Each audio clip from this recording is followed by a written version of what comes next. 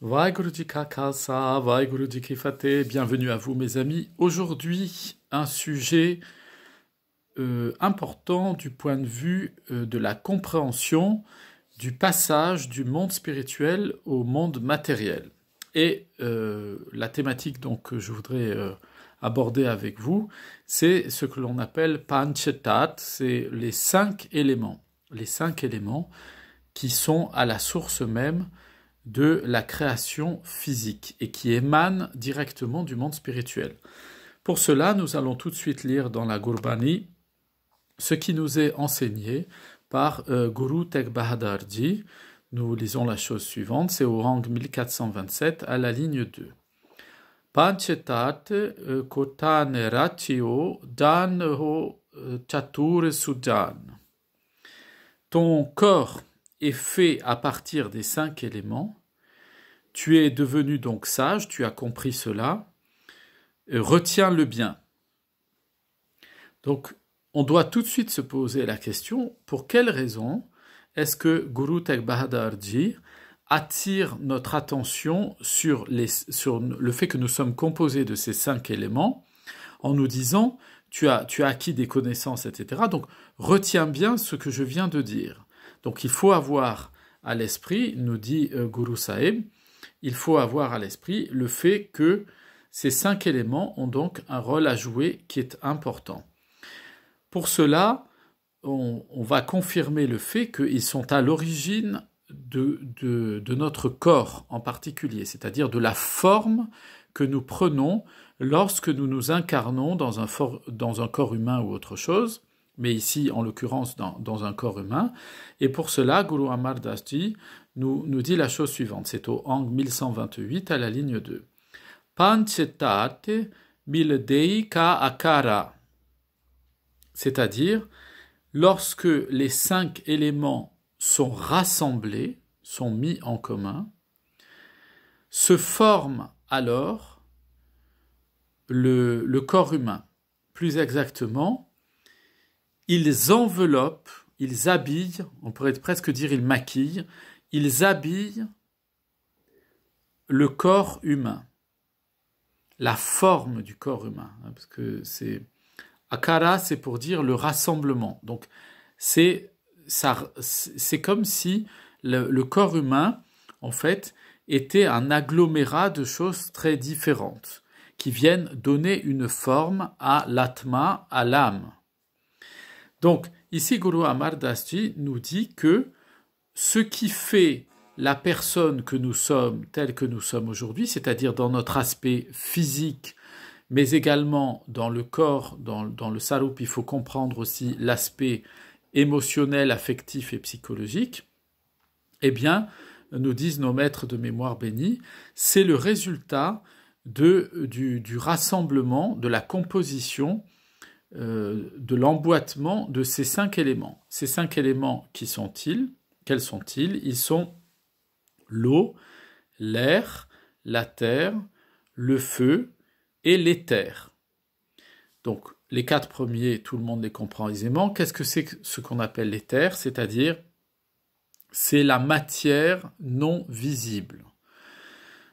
Par exemple, on peut considérer que l'électricité, c'est un élément matériel non visible. Eh bien, l'éther, c'est le principe qui relie les atomes entre eux.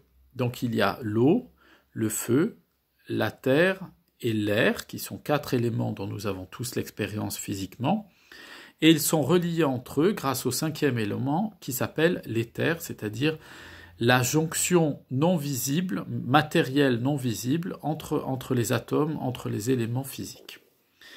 Donc ça, ce point-là, il faut le retenir, c'est-à-dire que notre corps, et ce que nous sommes en apparence, est d'abord le résultat d'une combinaison d'éléments fondamentaux qui ont servi à la création de tout le monde physique.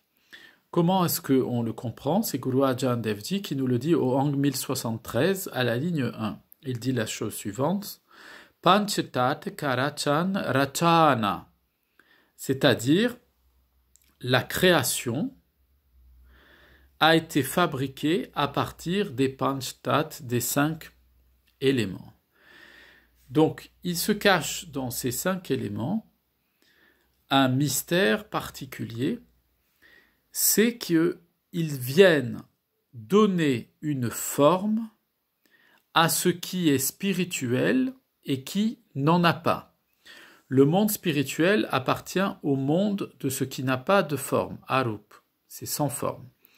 Et le monde matériel appartient au monde des limites, des frontières, de la dualité, des distinctions, des séparations, des divisions.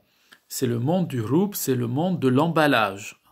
Et donc, les 5 éléments, nous dit la Bani, ils viennent pour envelopper l'âme, pour lui donner une apparence bien particulière. Donc, la question qu'on va se poser tout de suite, c'est d'où surgissent ces 5 éléments? D'où viennent-ils en fait? C'est assez mystérieux puisqu'ils sont à l'origine de la matière, mais eux-mêmes, de quoi sont-ils nés? Quelle est l'origine de ces 5 éléments? Eh bien pour cela, c'est Guru Nanak Dev Ji qui répond à notre question au angle 1038 à la ligne 7, et nous y lisons Panchetat Sunahu Pargas, c'est-à-dire c'est à partir du vide primordial que sont nés les 5 éléments. Plus exactement, ils ne sont pas nés. Panchetat Sunahu Pargas, c'est ils ont été rendus manifestes, c'est-à-dire ils sont apparus. C'est différent de la naissance. La naissance, elle suppose qu'il y ait rien puis quelque chose. Là, ici, ce qui nous est enseigné, c'est que à partir du vide primordial, c'est-à-dire à l'origine du monde, il n'y avait qu'un vide total et absolu. C'est d'ailleurs une des raisons pour lesquelles, dans la Bani, le Seigneur suprême, le Seigneur Dieu, Vaheguru, est appelé Shiv, c'est-à-dire ceux qui n'existent pas, pour nous enseigner que même dans ce qui semble être vide et où il ne semble y avoir aucune existence, et bien même dans ce vide apparent, il y a Vaheguru qui est manifesté. Donc revenons à ce passage de la Bani. Panchetat Sunahu Pargas, c'est à partir de ce qui était vide, autrement dit, à partir du monde spirituel, ce qui est vide ici dans la Bani signifie ce qui n'a pas pris de forme. Eh bien, à partir du monde spirituel, c'est manifesté, à partir de ce monde-là, se sont manifestés ces 5 éléments. Donc, Guru Sahib veut nous enseigner que dans l'expérience que nous faisons comme disciples de Guru Nanak Dev Ji, nous ne sommes pas, dans notre vie spirituelle, dans un rejet du monde matériel. C'est un point vraiment essentiel à comprendre. Pourquoi? Parce que dans beaucoup de traditions spirituelles et religieuses, il y a très souvent une opposition qui est formulée entre la vie spirituelle et la vie dans le monde matériel. Or, nos maîtres de mémoire bénis nous ont montré par leur existence, ils ont fait quelque chose qui était totalement inhabituel à leur époque et dans les siècles qui avaient précédé, c'est que alors qu'ils étaient des saintes, c'est-à-dire des saints au sens des hommes menant une vie spirituelle publique, une vie religieuse, ils étaient donc des maîtres spirituels, eh bien ils ont choisi d'être mariés, d'élever leurs enfants et de conduire les affaires temporelles, ceux qui avaient des magasins, qui géraient des tas de choses, ou comme Guru Gobind Singh Sahib Ji, par exemple, qui gérait le royaume sikh à ce moment-là, et toute l'armée des Khalsa. Donc, c'était beaucoup de responsabilités, beaucoup d'implications dans le monde de la matière. Donc, la Bani vient nous dire, en fait, que lorsque l'on pense qu'il y a une opposition entre la matière et l'esprit, eh bien, on est en train de s'illusionner, on est en train de rêver du point de vue spirituel, c'est-à-dire qu'on n'a pas intégré, on n'a pas l'expérience encore spirituelle intérieure du fait qu'entre la matière et l'esprit, il n'y a pas de différence. La seule différence est une question de manifestation, c'est-à-dire de passage du monde où il n'y a pas de forme vers le monde où il y a des formes. Et cet enseignement de la Bani, il est très important pour la vie spirituelle de chacun d'entre nous. Pourquoi ? Parce que très souvent, dans notre expérience humaine, nous pensons que la matière, le monde matériel, est une entrave à notre évolution spirituelle, que ça nous empêche d'avancer spirituellement. Et parce que nous plaquons cette pensée d'opposition entre la matière et l'esprit, entre le monde matérialiste et le monde spirituel, eh bien, parce que nous plaçons cette opposition-là, nous faisons alors apparaître en nous un sentiment d'emprisonnement et d'enfermement dans la matière. Or, il est nécessaire vraiment de porter beaucoup d'attention à ce que la Bani nous enseigne à ce sujet-là. La Bani, elle ne dit jamais que nous sommes dans la matière comme si nous y étions enfermés, c'est-à-dire comme si la vie terrestre était une prison de l'atma, de l'âme. Ce n'est jamais comme ça que la Bani nous parle. Au contraire, elle nous explique que, alors que nous sommes dans une incarnation humaine, eh bien, donc dans une forme définie, une forme appartenant au monde de la matière, nous avons beaucoup de grâce, beaucoup de chance qui nous est donnée. C'est une grande grâce. Pourquoi ? Beaucoup de kirpa. Parce que nous avons la possibilité, notre âme qui est immatérielle, a la possibilité au travers du corps d'arriver à se détacher du propre attachement qu'elle a à elle-même. Entre autres choses, elle arrive à se débarrasser de son ego. Et comment est-ce qu'elle y arrive ? Elle y arrive justement parce que son expérience dans le monde de la matière lui permet de faire des progrès. Parce que lorsque l'on est incarné dans un corps, on n'est pas dans un espace où il n'y a pas de temps. Au contraire, on entre dans un espace chronologique où il y a notre naissance jusqu'à notre mort. Et ce temps qui nous est donné, pour notre âme, est une possibilité extraordinaire de pouvoir progresser, s'améliorer et se libérer d'elle-même, des attachements à ses propres pensées, à ses propres limitations et à ses propres souffrances. Aussi, nos maîtres de mémoire bénis nous expliquent que, effectivement, devenir un homme, être incarné dans la forme humaine, c'est la plus grande kirpa, c'est la plus grande grâce, le plus grand cadeau que Vaheguru ait pu nous faire.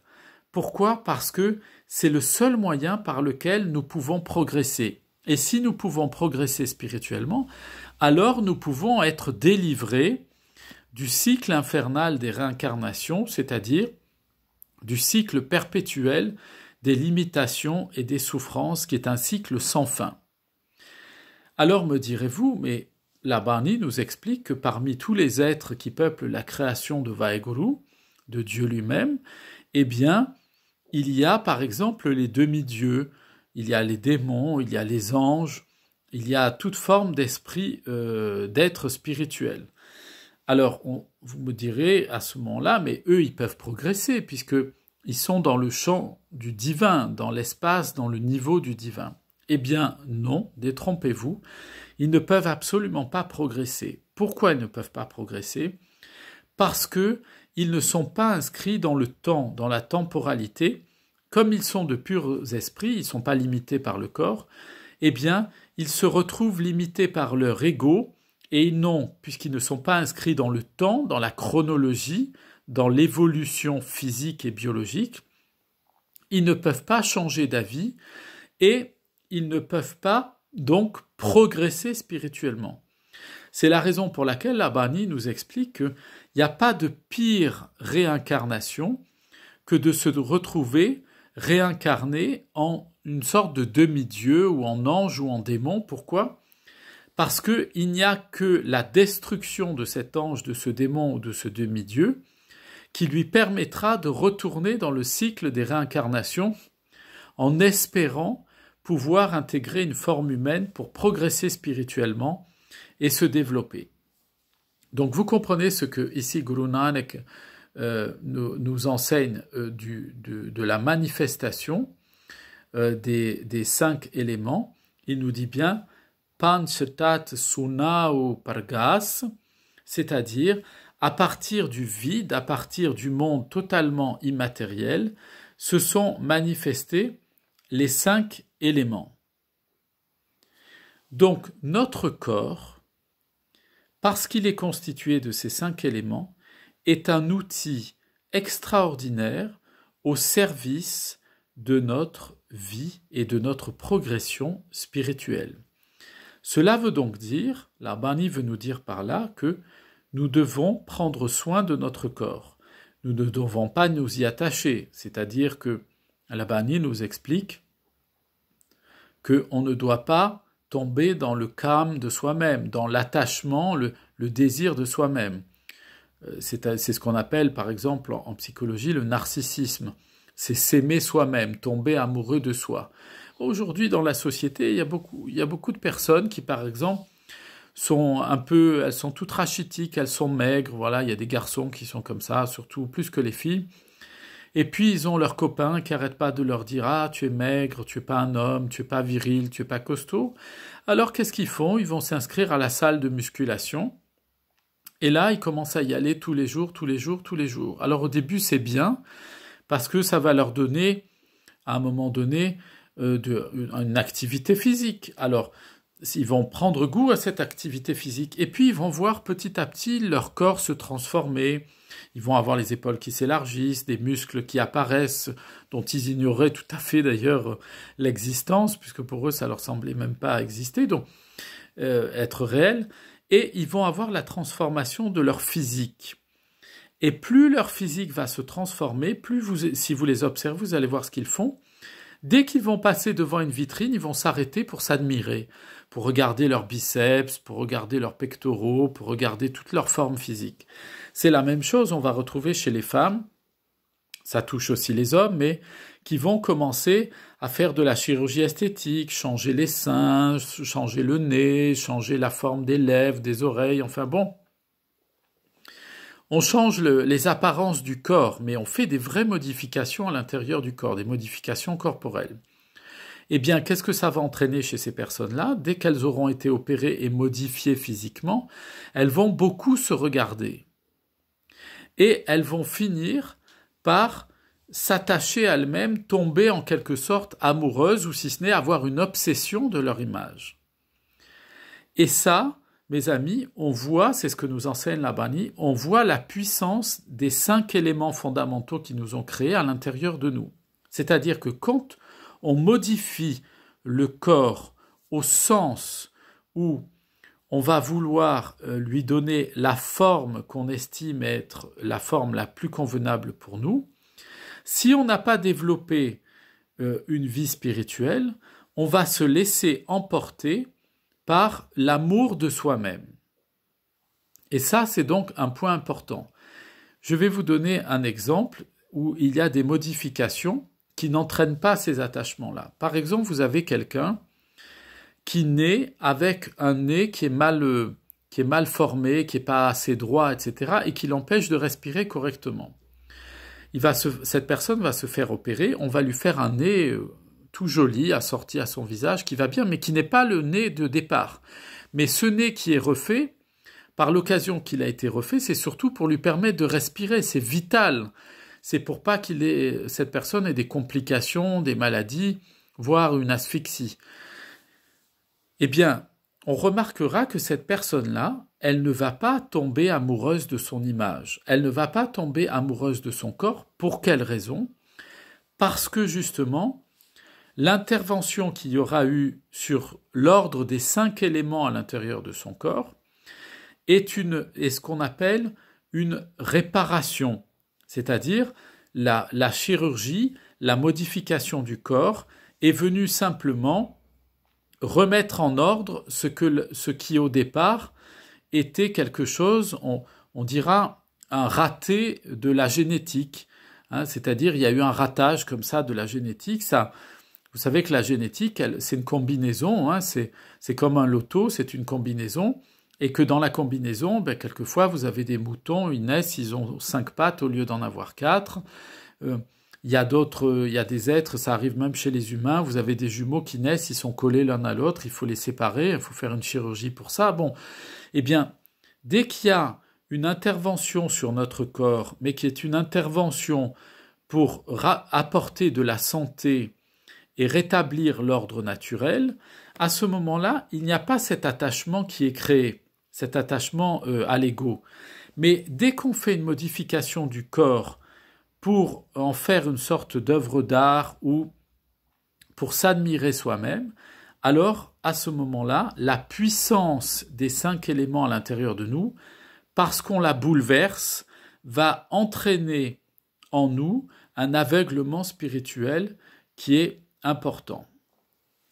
Donc, pour cela, Guru Nanak nous précise que Panchatat Milkaya Kini, c'est-à-dire, c'est au Ang 1030 à la ligne 10, que le corps est formé de l'union des 5 éléments qui sont à l'intérieur de nous.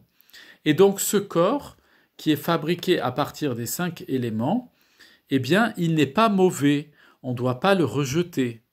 On ne doit pas l'adorer, mais on ne doit pas le rejeter. C'est Guru Arjan Dev Ji qui nous le dit au Ang 999 à la ligne 17, où nous lisons Panchatat milpayo sanjoga in mekavan durat. C'est-à-dire l'union des 5 éléments matériels a fait apparaître un être humain, fait surgir un être vivant. Qui pourra dire que ces 5 éléments sont mauvais? Et en effet, le corps que nous avons reçu à notre naissance, plus exactement le corps dans lequel nous sommes incarnés à notre naissance, eh bien, il est bon. Il n'y a rien de mauvais dans notre corps. Il n'y a absolument aucune fonction de notre corps, ni aucune partie de notre corps qui soit mauvaise. Au contraire, le corps devient le lieu dans lequel va s'infuser, entrer la lumière divine, c'est-à-dire la manifestation de Vaheguru lui-même. Et Guru Arjan Dev Ji va citer au Ang 970 à la ligne 17 Bhagat Kabir Ji qui dit la chose suivante Panchatat lehirte rakorahe niralamtari, c'est-à-dire garde à l'intérieur de ton cœur, enchâsse à l'intérieur de ton cœur en bon français, hein, mets place à l'intérieur de ton cœur les 5 éléments et laisse ainsi la transe, laisse ainsi la mélodie de la méditation permettre que tu ne sois pas perturbé. Donc ici, la Bani nous explique que si dans la vie spirituelle, nous voulons vivre une relation entre notre esprit, de notre esprit à notre corps, qui soit une relation apaisée, une relation paisible, que notre corps ait toute sa place dans notre progression et notre évolution spirituelle, eh bien, il faut pour cela que nous nous branchions sur la contemplation de la manifestation de Vaheguru à l'intérieur de notre personne. Ainsi, dans la vie spirituelle, on le voit dans certaines traditions spirituelles, il y a souvent ce qu'on appelle de la mortification, c'est-à-dire on considère que le corps, il faut le punir, le mortifier, lui faire des jeûnes, le priver de nourriture, le priver de boire, etc., pour le dominer. La Bani nous dit que ce n'est pas du tout comme ça que ça fonctionne. Si vous voulez que votre corps ait une relation, ne soit pas dominé, mais ait une relation paisible et calme et qu'il participe à votre évolution spirituelle, eh bien, il faut vous connecter, il faut vous brancher à l'extase divine, c'est-à-dire, il faut vous reconnecter à l'intérieur de vous à la présence du Seigneur suprême. Donc, ça, c'est vraiment quelque chose qui est fondamental dans l'enseignement de nos maîtres, c'est que euh, le corps n'est pas un élément qui doit être rejeté. Et comme je vous le disais, la Bani nous le confirme, Guru Arjan Dev Ji le dit, en vous disant que la lumière divine vient s'infuser au sein de la formation de ces 5 éléments qui constituent notre corps. La Bani nous dit au Ang 1337 à la ligne 14, Panchatat Rach Jot Nivajya, c'est-à-dire, à partir des 5 éléments, le Seigneur suprême a formé le corps et il a infusé, comme un sachet de thé qu'on infuse, c'est-à-dire il a diffusé dans ce corps sa lumière, c'est-à-dire sa présence pleine et entière, que l'on appelle d'ailleurs par ailleurs aussi le principe de la vie.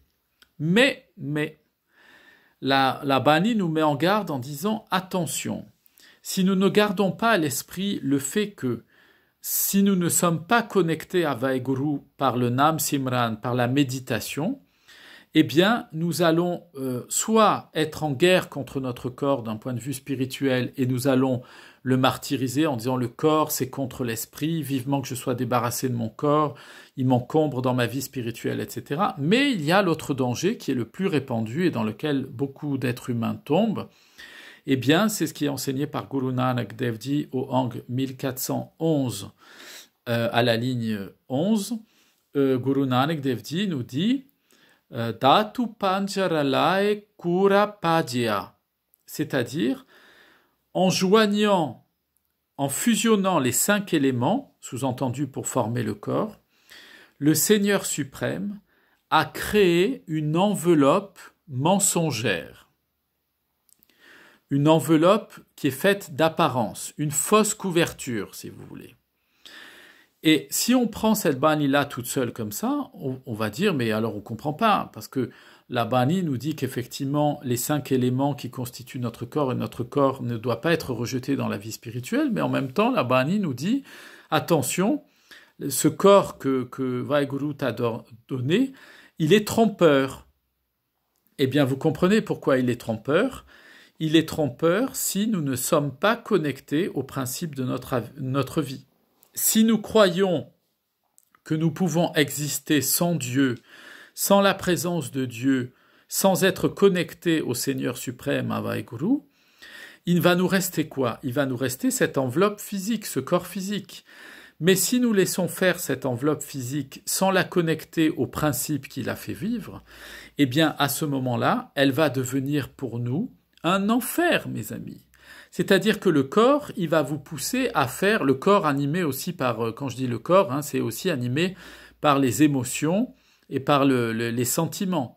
Parce que le corps, il est constitué du corps physique et aussi du mental, qui appartient au domaine de la matérialité, le mental. Et donc, si je laisse faire le corps va m'emmener vers toutes sortes, va me demander de satisfaire toutes sortes de désirs. Manger, dormir, avoir des relations sexuelles, posséder des biens, entasser de l'argent, enfin, tout ce que vous voulez que le corps peut faire et dont l'esprit n'a strictement pas besoin.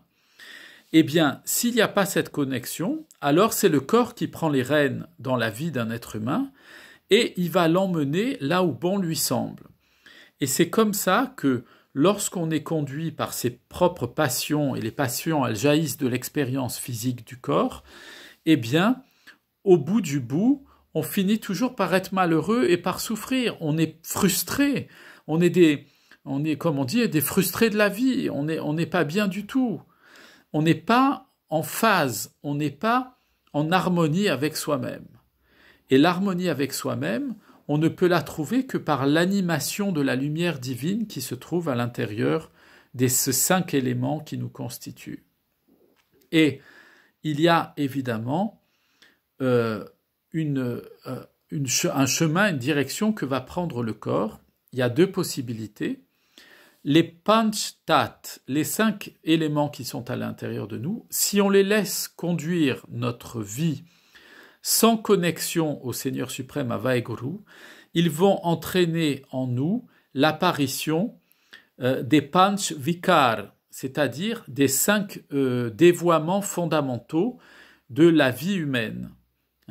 que l'on va retrouver avec Kam, Krod, Lob, Mo, Ahankar. Hein?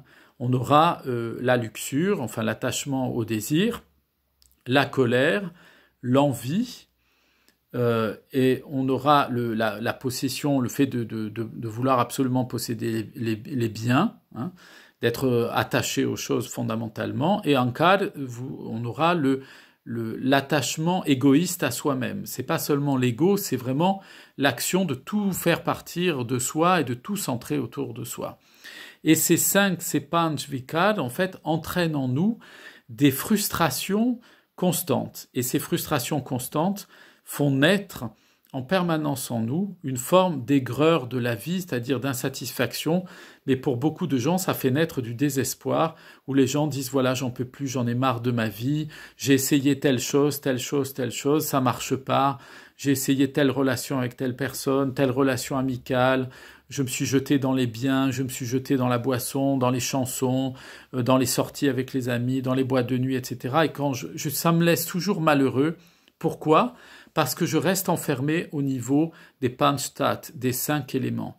Et si, au sein de ces 5 éléments qui constituent mon corps, je me connecte à Vaheguru, alors la lumière va passer, la lumière divine va passer à travers, je vais me mettre à rayonner.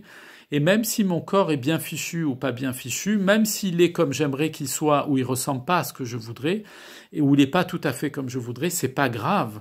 Parce que ce qui me fait vivre, en fait, c'est cette connexion avec Vaheguru, et du coup, je vais commencer à apprécier mon corps tel qu'il est. Pourquoi ? Parce qu'il devient le sarna et le temple de la lumière divine. Il est plus à moi, ce corps, ce temple, je l'offre à Vaheguru et je dis, tu en fais ce que tu veux, c'est ta maison, tu le conduis où tu veux, où tu m'emmèneras, j'irai. Hein, comme dit la chanson, j'irai où tu iras. Eh bien voilà, c'est ce que nous les Sikhs, nous chantons en permanence, c'est nous allons là où Vaheguru nous conduit, où il conduit notre esprit, notre âme et notre corps, parce que là où il nous conduit, quelles que soient les épreuves par lesquelles on passe, c'est pour notre bien, parce que il a fait surgir de sa personne ces 5 éléments qu'il a fusionnés à sa lumière divine pour faire cet être merveilleux qu'est l'être humain. Il est merveilleux à condition d'être connecté en permanence à son Créateur.